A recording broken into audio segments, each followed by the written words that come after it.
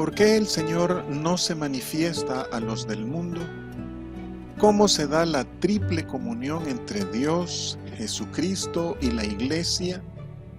¿A quiénes ama el Señor Jesús como para manifestárseles? ¿Qué quiso decir el Señor con la palabra oída no es mía? No os dejaré huérfanos, vendré a vosotros. Todavía un poco y el mundo no me verá más, pero vosotros me veréis. Porque yo vivo, vosotros también viviréis. En aquel día, vosotros conoceréis que yo estoy en mi Padre y vosotros en mí, y yo en vosotros. El que tiene mis mandamientos y los guarda, ese es el que me ama. Y el que me ama será amado por mi Padre, y yo le amaré y me manifestaré a él. Le dijo Judas, no el Iscariote: Señor, ¿cómo es que te manifestarás a nosotros y no al mundo? Respondió Jesús y le dijo: el que me ama, mi palabra guardará, y mi Padre le amará, y vendremos a él y haremos morada con él. El que no me ama, no guarda mis palabras. Y la palabra que habéis oído no es mía, sino del Padre que me envió. Le amaré y me manifestaré a él. Estudio del Evangelio del Apóstol Juan. Huérfanos. El trato del Señor a los discípulos ha sido el de hijitos, pero esto no significa que Cristo sea Dios el Padre, como dice la confusión modalista. Es solo una forma cariñosa de tratamiento de parte de Jesús a sus discípulos, cuyo equivalente en los sinópticos es mis pequeños. Es en este sentido que el profeta Isaías le llama Padre Eterno, expresando el cuidado paternal de Jesucristo para con nosotros. Por esto, ahora que avisa que ha de regresar a Dios el Padre, en sentido metafórico les dice que no les dejará huérfanos, especialmente porque los envía como ovejas en medio de lobos, y a nosotros también nos promete que no nos dejará solos, que no nos abandonará. En su ascensión, el Señor Jesús reiteró ese compromiso y realidad: yo estoy con vosotros todos los días hasta el fin del mundo. Desde su ascensión hasta hoy, su presencia en la iglesia ha sido continua. Es evidente, pues, que la unión de nosotros, los creyentes, con Cristo no depende de su presencia física. Vendré a vosotros. Aquí el Señor promete a sus discípulos que volverá de la muerte, que resucitará, y lo cumplió cuando se apareció a las mujeres, a los de Emaús, a Pedro, a más de 500, a Jacobo y a los 12. No obstante, también lleva implicaciones para nosotros hoy respecto de la segunda venida de Cristo. Hay quienes opinan que el Señor Jesús volvió en el Espíritu Santo, pero esta afirmación da pie al error modalista. Aunque el Espíritu Santo está asociado con Jesús, claramente no es idéntico a él, pues es otro consolador. La presencia de Cristo entre nosotros es paralela a la del Espíritu Santo. Así como el Padre actúa a través de Cristo, el Señor Jesús está actuando en la iglesia a través del Espíritu Santo. El mundo no me verá. En el original griego está dicho en presente: no me ve. En unas horas el Señor morirá y al tercer día le verán. Pero el mundo no le ve ni le verá más, porque el Señor Jesús se manifiesta solo a los que le aman y guardan sus palabras. A la generación perversa e incrédula no les será dada señal. Vosotros me veréis. El apóstol Pedro, en su mensaje en la casa de Cornelio, dijo que el Señor no se manifestó a todo el pueblo, sino solo a los que comieron y bebieron con él después que él resucitó. Hoy, nosotros no le hemos visto resucitado como lo vieron aquellos primeros testigos, pero por nuestra fe en él, bienaventurados somos por amarle sin haberle visto. ¿Y por qué se manifestó solo a ellos? Por el amor que ellos le profesaban. Por eso, solo los que amamos al Padre y a su Hijo seremos dignos de verle tal como Él es. también aquí y ahora podemos ver a Jesús resucitado en las obras salvíficas y milagrosas que Él sigue haciendo sobre los que creemos en Él y a través de los que creemos en Él. También, algunos de nosotros somos beneficiados con verle mediante éxtasis, visiones y sueños, siendo así fortalecidos en la fe y el arrepentimiento. Yo vivo, vosotros viviréis. La vida del creyente depende de Cristo Jesús. Para vivir, hemos de comer su carne. Y porque Él vive, el creyente no siente temor del mañana, ni de lo que es incierto o inseguro, ni de la muerte. Y sabemos que vale la pena vivir, porque Él vive en nosotros. Si vivimos, para Él vivimos, y si morimos, para Él morimos. Sea que vivamos o que muramos, somos del Señor. Aquel día conoceréis. El Señor dice a los 12 que el día de su muerte sabrán de la intrínseca unidad entre el Padre, el Hijo y la Iglesia. No obstante, fue después de su resurrección que los discípulos se convencieron y verificaron la verdad de Cristo Jesús. De aquí que el apóstol Juan escribe sobre lo que ha visto y ha palpado tocante al verbo de vida, y testifica y anuncia aquella vida que estaba con el Padre y que les apareció. Y al igual que aquellos, hoy nosotros, por el Espíritu Santo, también comprendemos y entendemos la verdad de Cristo Jesús. El día de la cruz es el mismo día escatológico en el que los profetas anunciaron la final intervención de Dios mediante juicio. A causa de este juicio, basado en la fe o en el descreimiento de las gentes, el Señor reúne a los suyos y excluye a los del mundo de su manifestación. ¿Quieres tú también conocer y entender todas estas cosas? Solo necesitas un encuentro personal con Jesús mediante la fe en Él. El Señor se manifiesta haciéndose real a cada uno de nosotros. Así cumple la promesa de su constante presencia entre nosotros. Y un día le veremos tal como Él es. Yo estoy en mi Padre y vosotros en mí.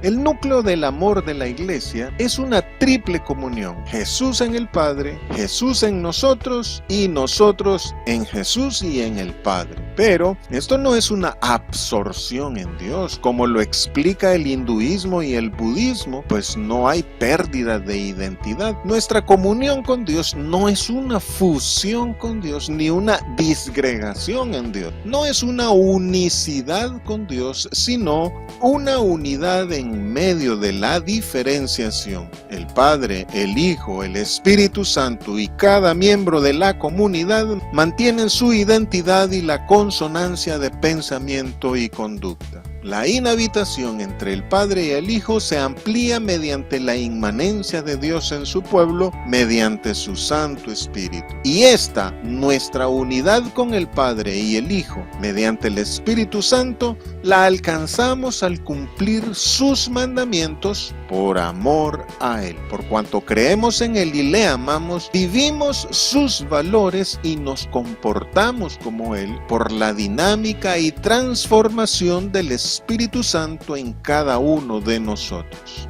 El que tiene mis mandamientos. El Señor ha prometido que, si guardamos sus mandamientos, Él rogará al Padre que nos dé su Santo Espíritu. Tener sus mandamientos significa interiorizarlos, apropiarnos de ellos. Y según lo dicho por los profetas Jeremías y Ezequiel, para esto se nos ha dado el Espíritu de Dios. Daré mi ley en su mente y la escribiré en su corazón. Y pondré dentro de vosotros mi espíritu y haré que andéis en mis estatutos y guardéis mis preceptos y los pongáis por obra. Ahora el Señor Jesús nos dice que el que guarda sus mandamientos, Él se le manifestará y será amado por Él y por el Padre. Ese es el que me ama. Hechos son amores y no buenas razones. Nuestros hechos demuestran si nuestro amor por Jesús es real y profundo. Quien ama a Jesús no solo cumple con los requerimientos de Él, sino que desprecia el placer del mundo y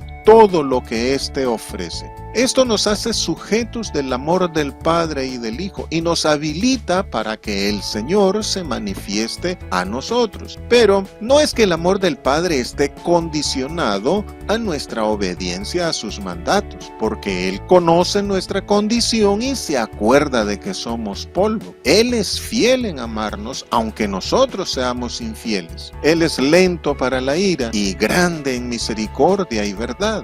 Es entonces nuestra obediencia la que está condicionada a nuestro amor por Jesús. Le obedeceremos solamente si le amamos. Y nuestro amor por el Hijo de Dios es correspondido también por Dios el Padre. Y la observancia de los mandamientos de Dios por la acción del Espíritu Santo asegura la inhabitación de Dios en nosotros los creyentes. No olvidemos que quien desprecia a Cristo Jesús desprecia el amor de Dios y se autoexcluye de su perdón. El amor llama al amor y Dios corresponde a nuestro amor por Él. Pero el apóstol Juan va más allá y en 1 de Juan 2:5 dice que la capacidad de guardar la palabra de Jesús proviene del amor de Dios perfeccionado en nosotros. Y el apóstol Pablo dice: Dios es el que produce en vosotros así el querer como el hacer por su buena voluntad,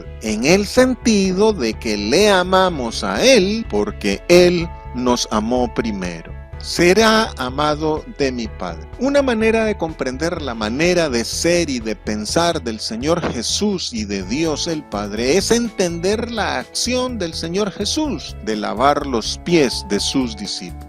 Al comprender bien este acto del Señor y las razones de fondo, uno se siente motivado a ser y a actuar como Él. Por consiguiente, al amarle y al imitar su manera de ser y pensar, Dios el Padre será para cada uno de nosotros como lo es para con Cristo Jesús. Me manifestaré a Él. El amor de Dios el Padre para con el creyente resulta en una manifestación del Señor Jesús en el creyente, incorporándolo al círculo de amor entre el Padre y el Hijo. El mero conocimiento teórico sobre Jesús y su doctrina no basta para entrar en comunión con Él. Hay muchas cosas de Jesucristo que se pueden entender sin tener fe en Él. La Biblia es muy racional en sus reflexiones, pero la comprensión profunda del mensaje de Jesús necesita más que un mero análisis y más que reconocerle como Hijo de Dios. Hay que amarle para llegar a la verdadera fe y para que Él se haga real en nosotros. Nadie puede conocer a Dios el Padre sin conocer a Cristo Jesús.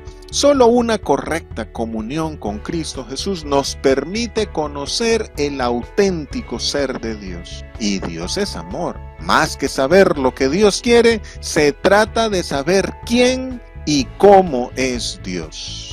El otro Judas. Según la lista de los 12 dada por los sinópticos, este Judas es el mismo Tadeo y es el mismo Lebeo, el hermano de Jesús y autor de la epístola de Judas. Tadeo es en realidad un apodo que en arameo significa pecho robusto, dando la idea de valentía, pero también de magnanimidad, de donde provendría el otro apodo, Lebeo, que significa corazón tierno, señalando a sus buenos sentimientos y a una vida llena de amor por los demás. Según la tradición, luego de predicar en Babilonia y convertir al rey Acab de Babilonia, este Judas murió en Persia, en la región de la actual Armenia. Fue golpeado con un mazo en la cabeza y luego decapitado a mano de los sacerdotes paganos por negarse a adorar a sus dioses, donde había predicado junto al apóstol Simón el Cananeo, quien por su parte murió aserrado por el medio. A nosotros y no al mundo.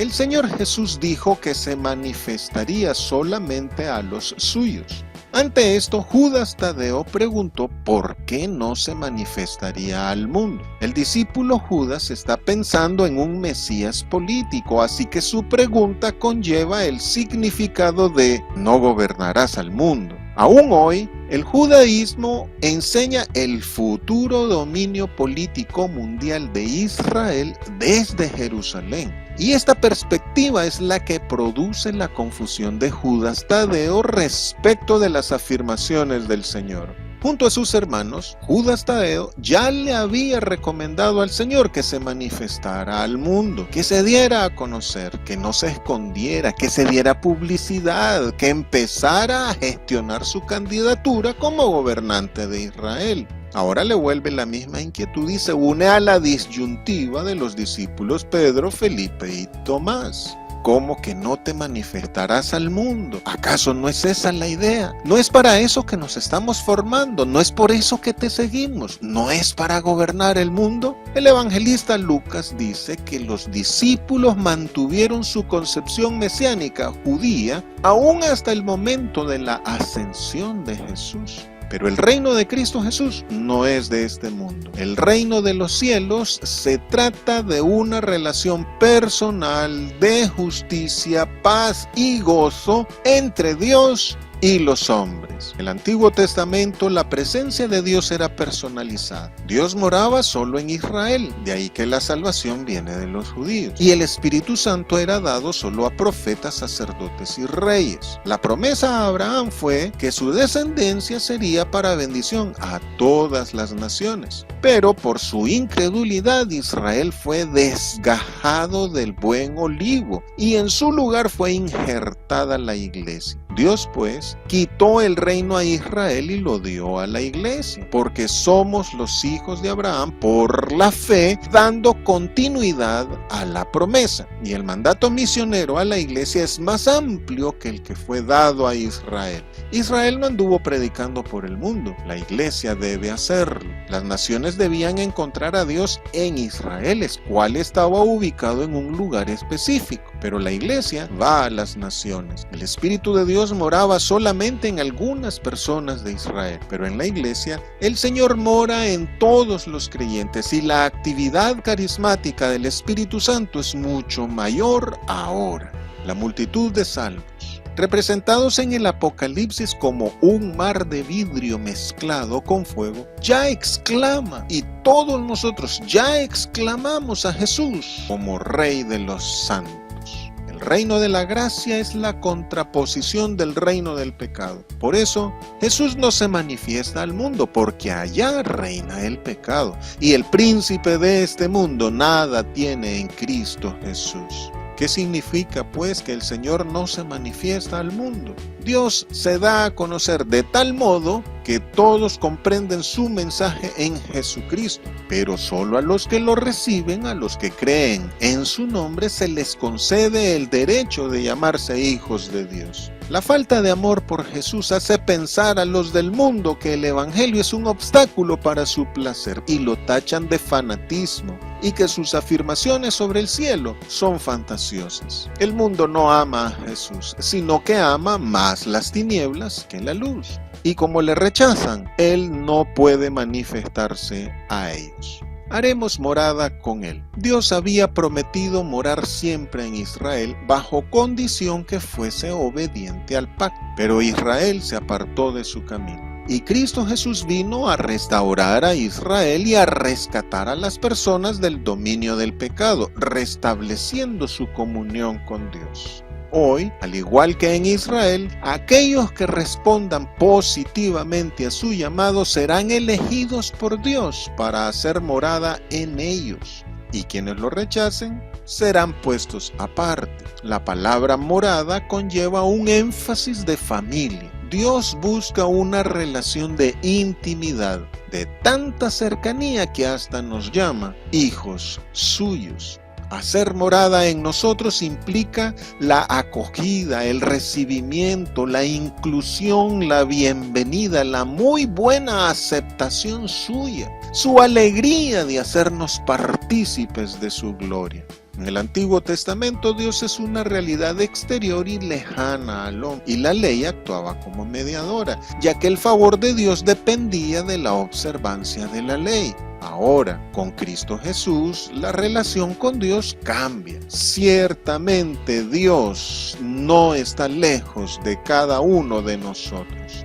Y Cristo Jesús mismo se compadece de nuestras debilidades, pues habiendo sido hecho semejante en todo a nosotros, incluidas las tentaciones, pero sin pecado, se compadece de los que somos tentados. Y por su muerte expiatoria ha sido constituido como el único mediador entre Dios y los hombres. Con la venida del Espíritu Santo sobre cada creyente, se cumple esta promesa de haremos morada con Él, constituyéndonos en santuario de Dios, en morada de Dios, en habitación de Dios. De esta manera ya no hay ámbito donde Dios no se manifieste. Dios está tan cerca que hace de nuestra vida su santo templo. El centro del culto ya no está limitado a un espacio geográfico. El templo es Jesús, donde todos los creyentes nos congregamos, siendo atraídos por Él, el que no me ama.